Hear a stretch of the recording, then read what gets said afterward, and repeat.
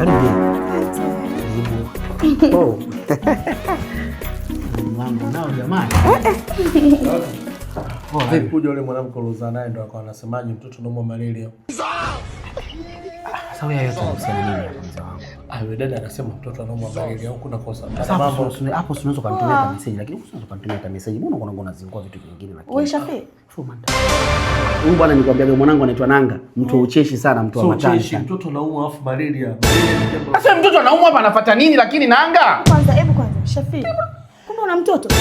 Mtoto nimemtoa wapi jamani? Watoto watatu. Watoto watatu nimewatoa wapi lakini wewe unapenda kwa unasingizia vipi? Shafi una watoto watatu? Hapana, mimi sio kama na watoto watatu. Nanga anakuwa na mambo ya masingizio mama. Hapana Shafi, kweli umeniambia mimi wewe ndo, yani mimi ndo mwanamke wako wa kwanza jamani, mimi ndo nakutoa ufulana wako. Huyu hivi anasingizia mama.